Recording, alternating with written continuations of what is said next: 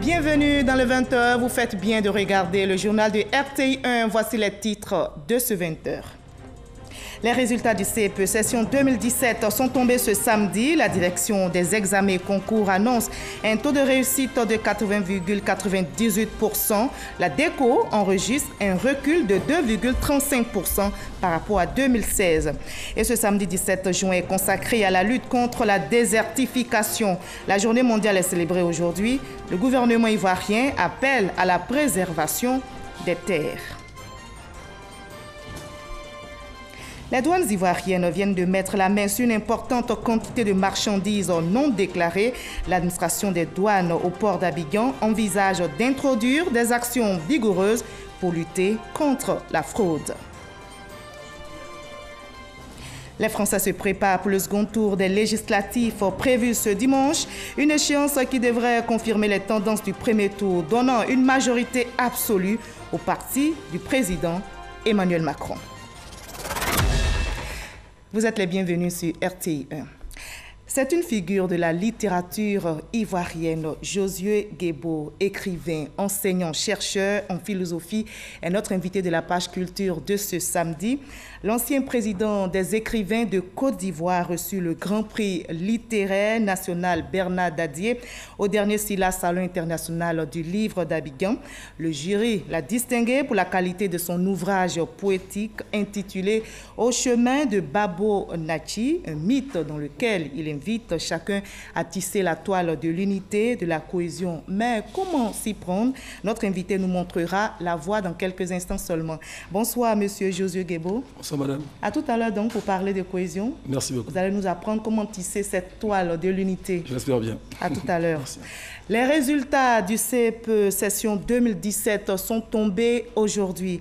383 281 candidats sont déclarés admis. La direction des examens et concours annonce un taux de réussite de 80,98% contre 83,33% l'année dernière. L'annonce a été faite ce matin même dans la commune du Plateau. Le témoignage d'Astoutouri. Les résultats de la session 2017 du certificat d'études primaires élémentaires CEPE sont rendus publics ce 17 juin. Cette session a enregistré un taux de réussite de 80,98%. Dans l'ensemble, l'examen du CEPE s'est bien déroulé. Aucun incident susceptible d'entacher la régularité de l'organisation ou la crédibilité de l'évaluation n'a été signalé. Ainsi, à cette session 2017, sur les 473 306 candidats présents, 383 281 ont été déclarés admis, dont 175 515 filles, 207 766 garçons, soit un taux national de réussite de 80,98% en 2017 contre 83,33% en 2016. Cette année donc, le taux d'admission à l'examen du CEPE connaît un léger recul de 2,35.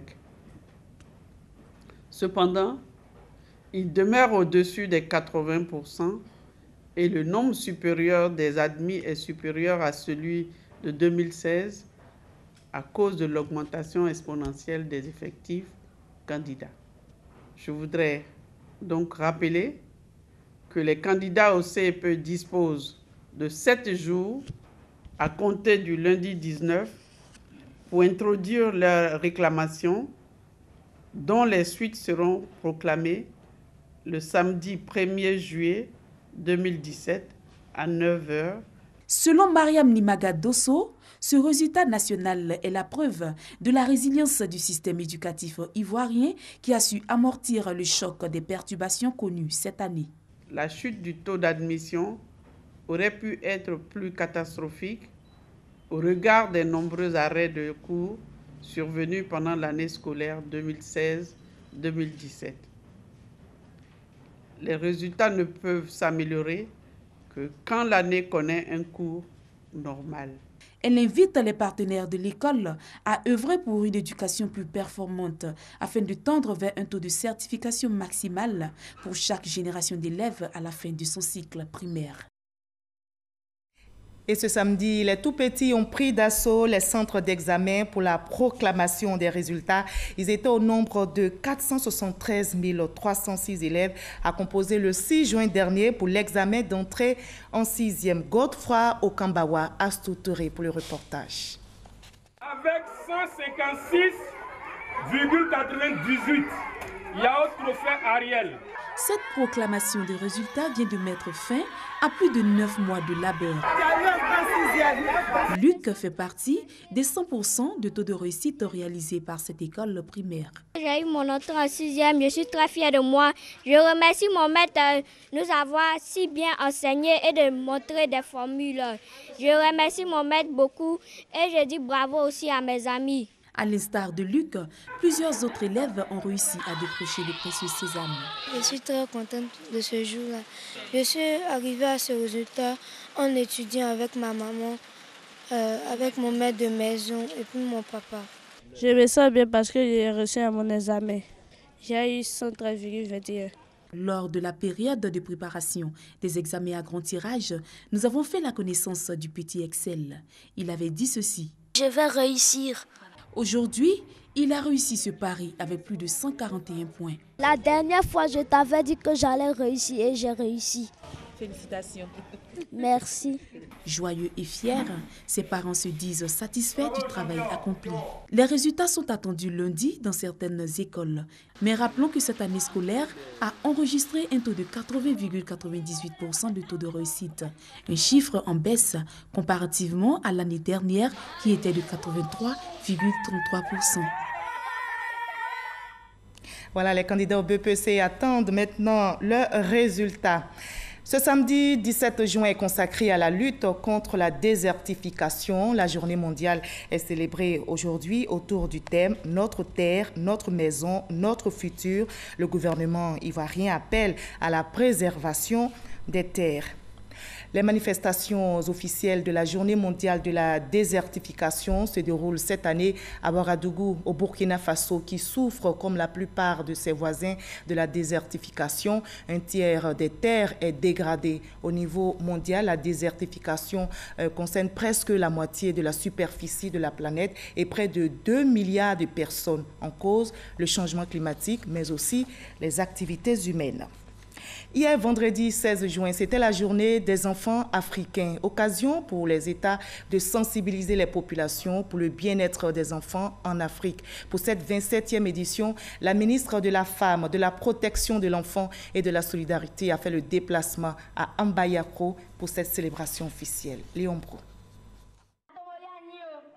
Sketch pour illustrer à quel point sont bafoués leurs droits, notamment le droit à l'identité, à la santé, à l'école. Les enfants de Mbayakro, avocats de leur père pour demander protection, avec eux, les travailleurs sociaux et les autorités de la ville. Des plaidoyers auxquels le gouvernement se veut sensible, et ce, à travers le thème de la 27e journée de l'enfant africain, l'agenda 2030 pour un développement durable en faveur des enfants en Afrique, accélérons la protection, l'autonomisation et l'égalité des chances. En intégrant la condition de l'enfant dans la perspective globale du développement durable, le gouvernement marque la ferme volonté du président de la République, son Excellence Alassane Ouattara, de faire de la protection de l'enfant une priorité nationale.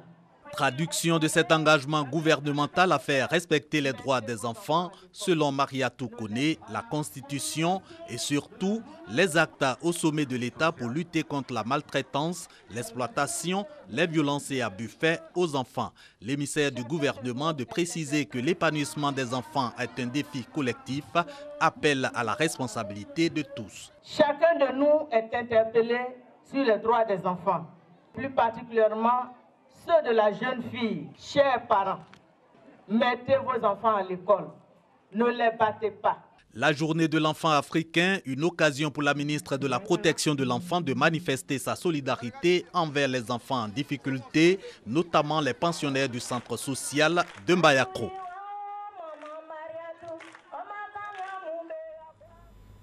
Au chapitre santé, intéressons-nous maintenant aux 15e journées de pédiatrie qui viennent de se tenir à Grand-Bassam autour du thème « La santé de l'enfant et ses composantes environnementales ». Les acteurs de la santé planchent sur les préoccupations liées à la prise en charge efficace de l'enfant, comme nous le rapporte Grace Kando. L'environnement est un facteur déterminant pour la santé de l'enfant. Plus d'un quart des décès d'enfants de moins de 5 ans est lié à la pollution de l'environnement selon l'Organisation mondiale de la santé. Une donne que veulent changer les acteurs de la santé de l'enfant.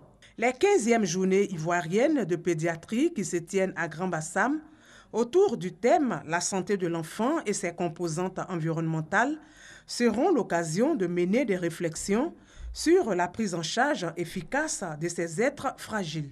L'enfant vit dans un environnement. Il naît avec un capital biologique qui vient de ses parents.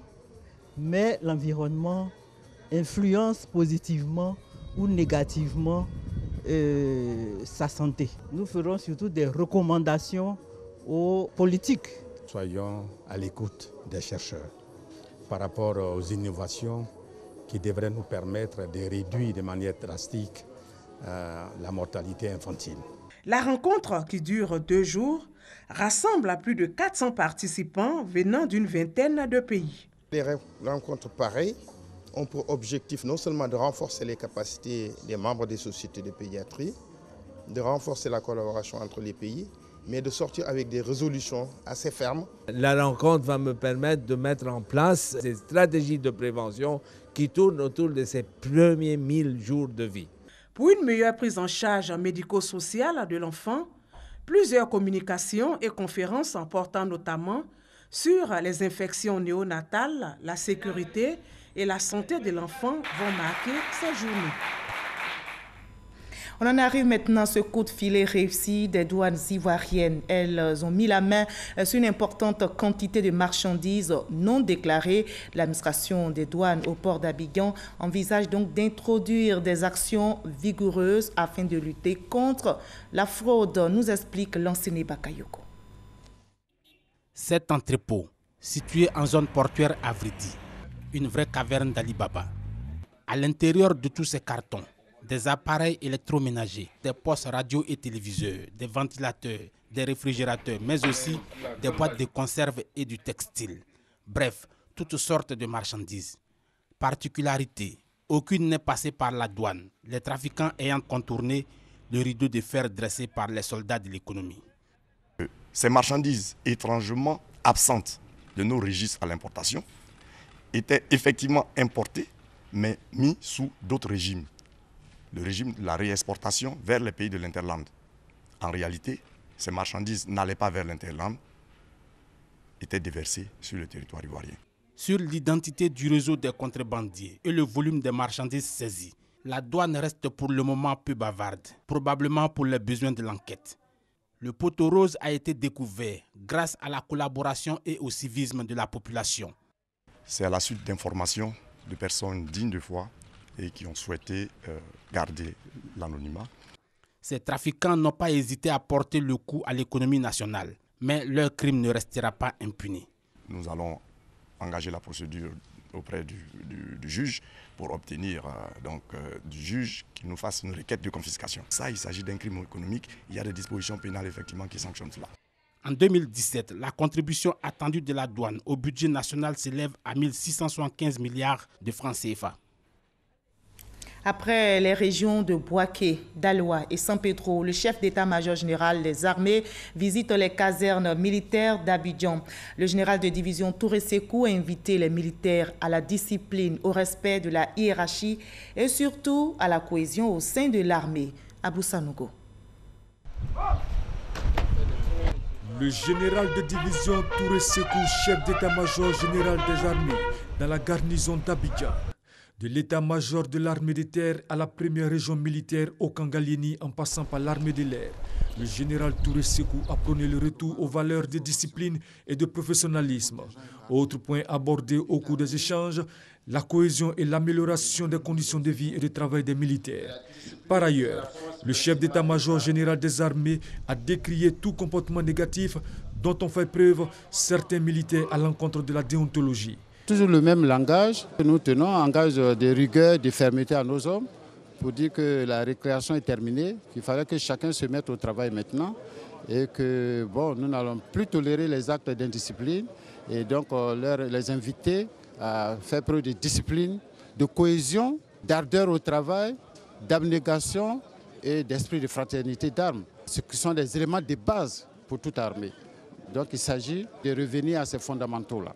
En ce qui concerne les conditions de vie et de travail, le général Touré Sékou s'est voulu rassurant en indiquant que tout est en train d'être mis en œuvre pour accompagner les militaires dans l'exercice de leur métier. Partout où il est passé, le chef d'état-major général des armées a exhorté l'ensemble des militaires à redoubler d'efforts dans le sens de la bonne marche de l'armée en mettant un accent particulier sur l'éthique militaire avant d'inviter tout un chacun à mettre un point d'honneur à la discipline qui fait la force principale de toutes les armées du monde. Ils se sont rassemblés au carrefour de la gare de Bassam ce samedi. C'est à Treichville pour la marche de la protestation pacifique et d'interpellation. Le Front populaire ivoirien a marché avec d'autres partis politiques de l'Alliance des forces démocratiques de Côte d'Ivoire. Le témoignage de Gabriel Zani. Le Front populaire ivoirien et l'Alliance des forces démocratiques de Côte d'Ivoire ont marché ce samedi à Abidjan. Du carrefour de la gare de Bassam de Treichville à la place des Martyrs à Djamé, en passant par Nana Yamoussoukro et le boulevard Lagunaire, Pascal Affi-N'Guessan et bien d'autres leaders de l'Alliance ont été à la tête des marcheurs. Pour le député du Front populaire ivoirien, la marche du samedi 17 juin est une marche pour appeler à la réconciliation nationale, à la réflexion sur l'emploi des jeunes, la situation des agriculteurs. Nous sommes venus marcher pour l'unité nationale. Nous sommes venus marcher pour la réconciliation nationale. Mais nous sommes venus marcher aussi pour le progrès social. De 11h20 à 13h20, pendant près de 2 heures donc, les manifestants ont marché sans heurts, encadrés par les policiers. Pascal Affi-N'Guessan les a tous félicités à la fin de son discours. Le FPI a gagné, pour ainsi dire, le pari de la protestation pacifique. Et nous partons pour Daloa, où la coalition des leaders de mouvement au soutien du chef de l'État est en tournée. C'est une tournée de sensibilisation pour promouvoir la paix, la cohésion sociale et rendre hommage au chef de l'État pour toutes ses actions de développement. Ngana Konati. L'Alliance de la jeunesse ivoirienne est en tournée à l'intérieur du pays pour parler des notions de paix et de fraternité. À va-voix, le porte-parole de l'Alliance a appelé les populations à cultiver les valeurs de réconciliation, de pardon mutuel et de vivre ensemble. On ne parle pas de parti politique ici, on ne parle pas d'ethnie, de religion, mais nous sommes dit pour la Côte d'Ivoire, on forme un, on parle de paix, parce que Nana Félix Houphouët-Boigny, père fondateur de la Côte d'Ivoire, a pu bâtir cette Côte d'Ivoire parce qu'on est en paix et dans la stabilité. Dans son intervention, Évariste Yaké, membre de l'Alliance, s'est plus apaisanti sur la question du récent mouvement d'humeur de certains soldats. Nos frères soldats aiment le président, ils adorent le président, c'est leur papa. On peut se fâcher, mais la manière de demander fait le respect. Le président Alassane Ouattara est en train de créer, transformer des nuages pour qu'il y ait une pluie favorable sur la Côte d'Ivoire. Je veux dire qu'il est en train de créer les conditions pour que nous, les jeunes, on travaille. Calmez-vous, baissez les armes et allons-y. Dans les semaines à venir, plusieurs localités seront visitées par l'Alliance de la jeunesse ivoirienne avec le même message, promouvoir la paix et le vivre ensemble, gage de prospérité sociale. Hors de la Côte d'Ivoire, les Français se préparent pour le second tour des législatives prévues demain dimanche en France. Un scrutin qui devrait confirmer les tendances du premier tour, donnant une majorité plus qu'absolue à la République en marche du président Emmanuel Macron. C'est pratiquement un chèque en blanc que les électeurs se préparent à lui offrir devant la déroute des partis traditionnels. Voyons l'analyse de Sylvie Touré. Un boulevard. Le premier tour des législatives l'a dessiné, le second devrait le construire ce dimanche. Emmanuel Macron et son mouvement En Marche sont crédités d'au moins 400 sièges sur les 577. Plus que la majorité absolue, la razzia pour que du palais Bourbon ne se lève qu'une seule voix, celle d'un inconnu qui aura réussi à déjouer tous les pronostics et tous les plans. Au final, Macron pourra gouverner sans opposition.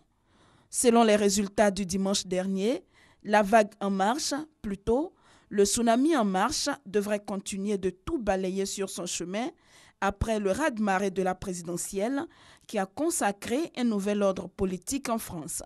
Ni à gauche ni à droite, mais surtout pas sans la gauche et la droite.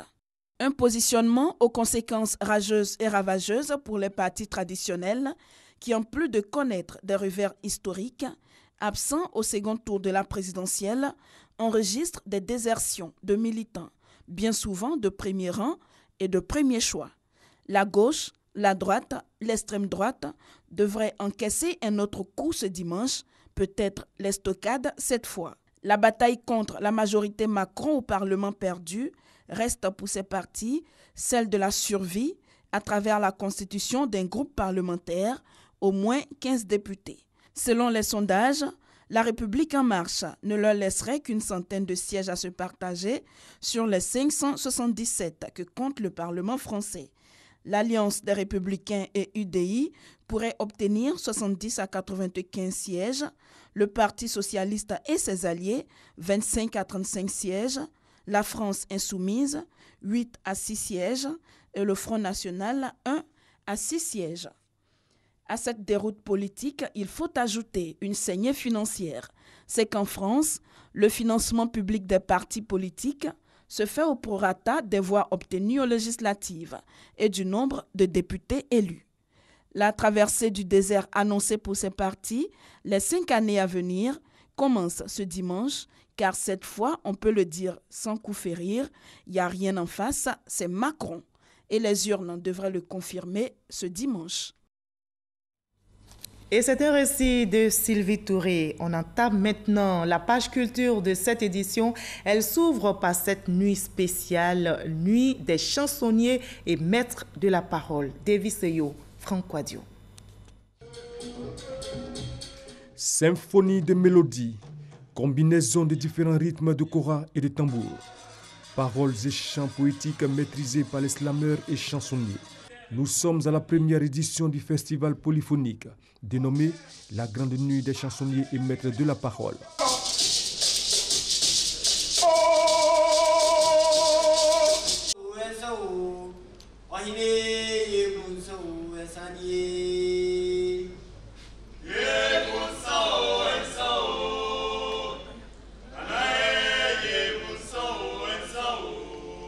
Les maîtres de la parole et les chansonniers ont fait voyager le public de l'Institut français du nord au sud, de l'est à l'ouest en passant par le centre à travers leurs prestations, notamment celle du groupe Djinobo de la région du Tongpi, de la troupe Kourou venue de la région du Poro, à la Thérèse, malgré le poids de l'âge, a offert une prestation dont elle a seul le secret.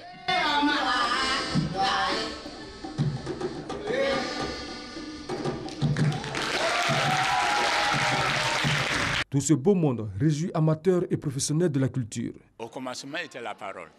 Et là, nous venons de prendre part à un événement où la parole est de mise. Et je me suis ressourcé. Ce genre de spectacle qui redore le blason de la culture ivoirienne. Moi, je suis un traditionnaliste, donc ce qui fait que ça fait plaisir de regarder tel spectacle. Plusieurs groupes se sont succédés sur l'estrade de l'Institut français à cette première édition de la Grande Nuit des chansonniers et maîtres de la parole. La chanson poétique, la parole poétique sont des dimensions importantes, des dimensions essentielles de la culture orale de Côte d'Ivoire. Ce sont des arts qui sont en voie de disparition du fait que les grands maîtres sont en train de partir peu à peu.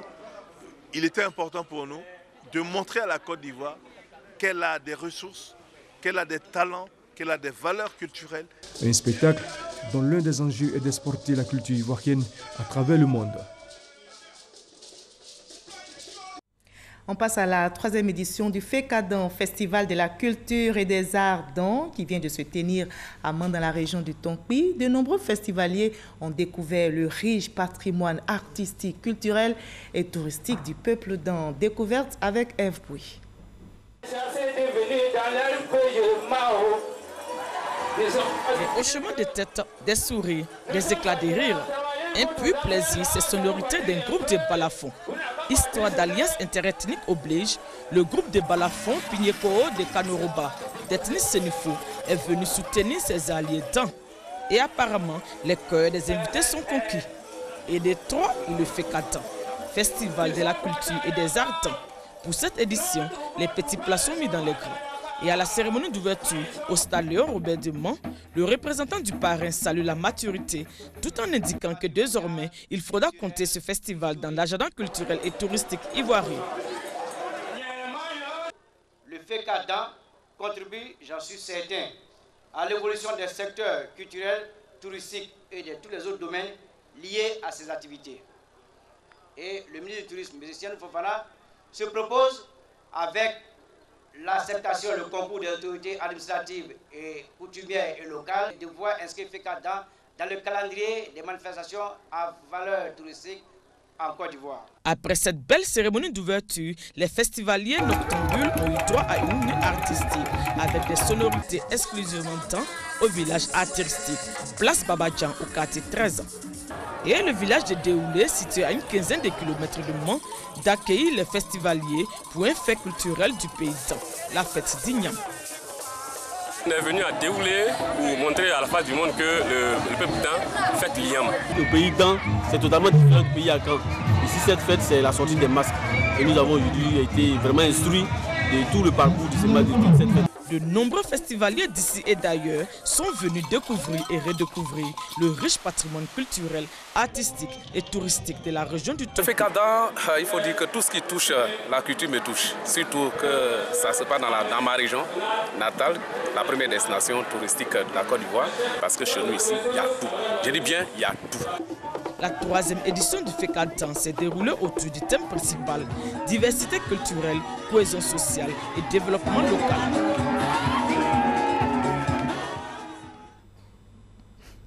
On en arrive à l'entretien avec notre invité de la page culture. Bienvenue, Monsieur Josué Guébo. Merci, madame. Merci en tout cas d'avoir répondu à notre invitation. Grand merci à vous. Vous avez remporté le Grand Prix littéraire national Bernard Dadier au SILA 2017, Salon international du livre d'Abidjan. Oui. Vous avez là le trophée. On aura le temps d'expliquer, mais on va revoir ensemble cette cérémonie où vous avez été honoré et revenu sur ce plateau pour en discuter. Le Grand Prix national Bernard Dadier 2017 de littérature à Josué Guébo. Il est le lauréat du Grand Prix littéraire national Bernard Dadier. Josué Guébo a séduit le jury par la qualité de son œuvre poétique intitulée « Au chemin de Babonaki », un mythe dans lequel l'auteur invite à l'union et à la cohésion autour d'un idéal, la paix. L'écrivain, enseignant-chercheur en philosophie, s'est dit heureux et honoré de remporter ce prix qui porte le nom de l'illustre Bernard Belin Dadier, père de la littérature ivoirienne. À cette cérémonie de distinction qui a eu lieu à l'ouverture du récent SILA, le Salon international du livre d'Abidjan, le prix national du jeune écrivain 2017 a été décerné à l'écrivaine Marina Niava. De son côté, la maison d'édition Africa Reflet enlève le prix 2017 du meilleur éditeur. José Guébo, l'universitaire et ancien président de l'Association des écrivains de Côte d'Ivoire, se présente au fil des ans comme l'une des figures de la poésie africaine, un écrivain à la fois engagé et sensible. C'était un récit de Serge Koléa. Alors, Monsieur Josué Guébo, comment percevez-vous ce prix? Comme une consécration de votre talent d'écrivain? Ah non, je le perçois comme une invitation à mieux faire parce que, vous savez, un prix, c'est un pont vers le progrès. Ce n'est pas forcément un lit. Donc, on est invité à faire mieux. Et donc, c'est aussi une joie parce que le prix est prestigieux. C'est un prix qui porte le nom de Dadier, qui est le premier poète, le premier nouvelliste, le premier romancier. En tout cas, une figure significative de notre univers littéraire. Et donc recevoir un tel prix, c'est un honneur. Et que représente-t-il pour vous, Bernard Belin Dadier, premier écrivain ivoirien? Alors Dadier représente pour moi à la fois un père et un repère. Parce que Bernard Dadier montre la voie. C'est le premier poète de Côte d'Ivoire, le premier nouvelliste, le premier romancier, comme je l'ai dit. Et donc, en tant que figure première de notre littérature, c'est pour moi un père, mais aussi un repère. En un mot, comment vous le symbolisez? Alors, je pourrais dire Dadié, c'est la permanence. D'accord. Justement, le jury a été séduit par votre œuvre poétique que je tiens ici en main, Au chemin de Babou Naki. Vous adoptez, ce qui m'a marqué, un style bien particulier pour relater cette histoire, le conte, le mythe et l'allégorie. Pourquoi un tel choix? Parce que, vous savez, nos mythes sont riches, ils sont porteurs de messages, et donc nous devons nous appuyer sur nos éléments traditionnels pour leur donner une résonance dans le monde actuel. Et je pense qu'en la matière, je ne suis pas le premier forcément à le faire. Nous avons Zadi Zaourou, nous avons Adiafi, nous avons Boui Dali, nous avons Azovogui. Donc il y a une tradition de... Que vous avez décidé de perpétuer aussi. Ah oui, de m'inscrire dans cette tradition. Vous savez, en tant que littéraire, nous sommes inscrits dans une généalogie. Et donc on s'inscrit dans cette généalogie. Voilà. D'accord. Au chemin de Babou Naki relate l'histoire d'un chasseur sauvé par 7 fils, par ses 7 fils. Et le chasseur, pour moi, si vous êtes d'accord, vous le confirmez, pourrait représenter notre société.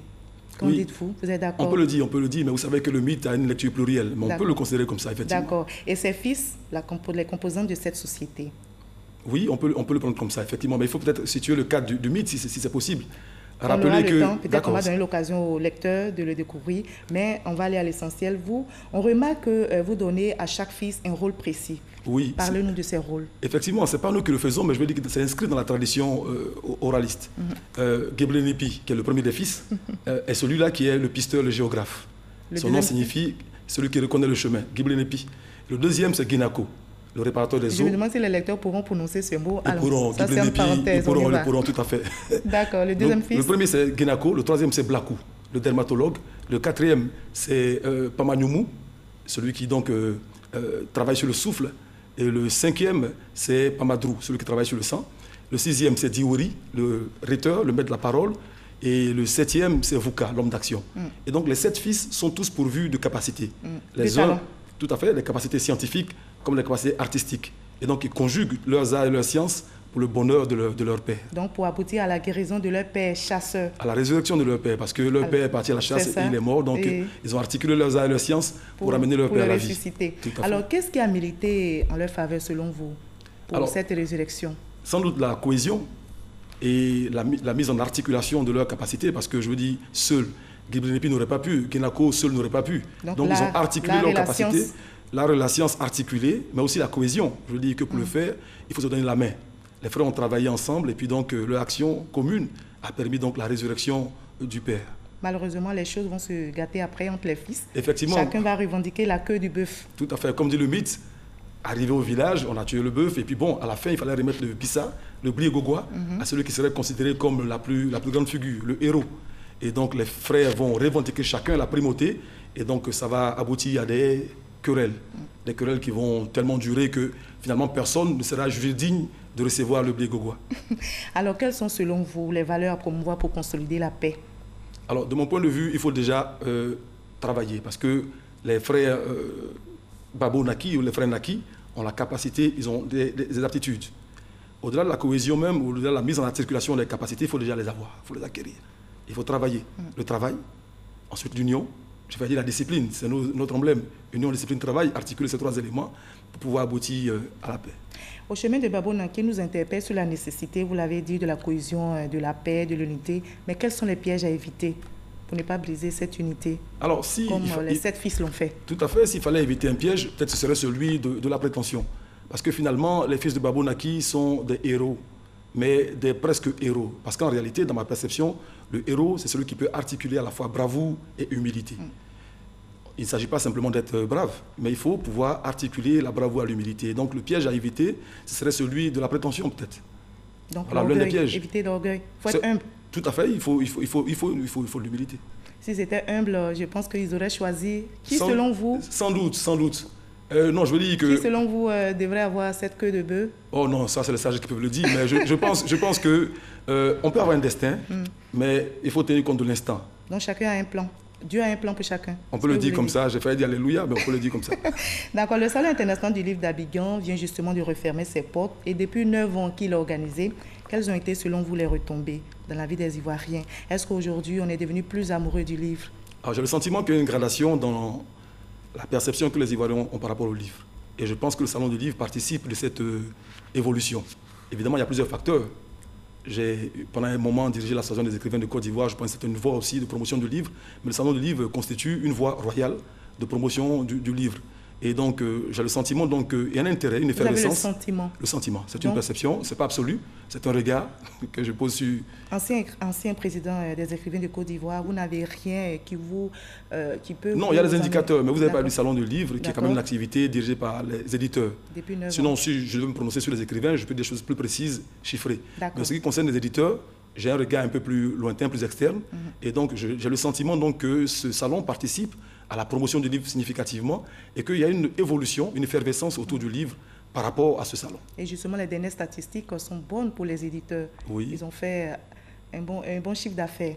Alors, concernant donc, je parlais du livre, est-ce que vous, en tant qu'écrivain, vous pensez que les Ivoiriens arrachent les livres comme de petits pains? Oui, ils pourront le faire. Je pense que la tendance peut être améliorée. Si les livres sont moins chers, peut-être? Oh, je ne crois pas que ce soit le problème de la cherté du livre, parce que certains produits beaucoup plus coûteux s'arrachent sur nos marchés. Donc, je ne crois pas que ce soit... Un livre qui coûte 5 000. Oui, mais les chaussures coûtent beaucoup plus cher, les voitures coûtent beaucoup plus cher, on a des embouteillages. Donc, je pense qu'il y a des produits qui sont beaucoup plus coûteux, mais qui ferment la circulation en Côte d'Ivoire. Donc, ce n'est pas vraiment le problème de la cherté, je ne crois pas. Je pense qu'en tant qu'écrivain, nous devons travailler à rendre nos produits plus attractifs.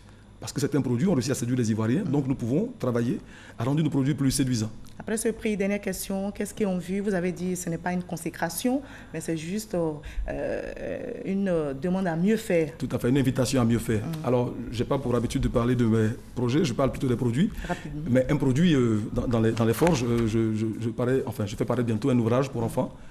J'avais déjà publié Le Père Noël aime la tiéké. Voilà, donc dans cette même lancée-là, je produis Le Père Noël dans les Iglibiti. Donc de bons produits qui sont en vue. J'espère. Merci beaucoup, M. Josué Guebo, d'avoir été notre invité de la page culture de ce samedi. Vous êtes un passionné du livre. Et justement, de la littérature. De la littérature, il en sera question au 8e jeu de la francophonie. Plusieurs disciplines sont à l'honneur.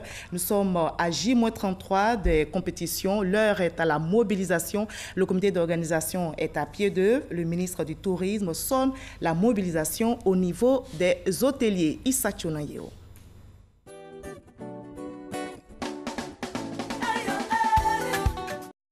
Le tourisme aux couleurs des 8e jeux de la francophonie. Un protocole d'accord existe désormais entre le ministère du Tourisme et les fêtiers du secteur de l'hôtellerie pour une réduction de 30% du coût des chambres. Cette contribution du ministère du Tourisme vise à permettre à la commission hébergement du CNJF, Comité national des Jeux de la francophonie, d'obtenir à des frais réduits le prix des chambres d'hôtel pour toutes les délégations étrangères. Je voudrais me réjouir de cet engagement pris par tous les acteurs de l'hôtellerie pour accompagner cet événement d'envergure mondiale. Prendre un tel engagement découle de la volonté des hôteliers que vous êtes à saisir l'opportunité qui est offerte à notre pays pour faire de notre secteur un secteur remarquable. Le ministre Siandou Fofana veut faire du secteur du tourisme le 3e pilier de l'économie ivoirienne. Pour lui, une telle collaboration est la bienvenue. Les 8e Jeux de la francophonie qui se tiendront dans notre pays marquent un moment privilégié de rencontre et d'échange de la communauté francophone. Il me plaît de prendre la parole pour saluer cette belle initiative qui paraît très importante à mes yeux et qui marque pour la même occasion le début d'une collaboration entre les hôteliers et le ministère du Tourisme dans le cadre des grands rendez-vous de la Côte d'Ivoire. Les opérateurs du secteur affichent leur détermination à faire de ces Jeux un succès. Nous sommes prêts, nous sommes en train de nous préparer pour pouvoir recevoir les athlètes, les visiteurs et tous ceux qui vont participer à ce jeu. L'ensemble des hôtels d'Abidjan en fait, sont prêts aujourd'hui à accompagner ces jeux-là qui donneront donc, en fait, beaucoup de visibilité et pour la destination et pour nos hôtels et surtout pour la Côte d'Ivoire. La Côte d'Ivoire a le vent en poupe depuis plusieurs années et c'est sûr que recevoir un tel événement est un plus pour la destination. on ne peut pas rester insensible sans accompagner le gouvernement en faisant une réduction sur tous nos tarifs, que ce soit en hébergement, que ce soit sur les circuits touristiques, les excursions. On le voit, les signaux sont ouverts pour tous les participants venus de l'étranger pour faire du tourisme en Côte d'Ivoire, en marge de ces Jeux prévus à Abidjan du 21 au 30 juillet prochain.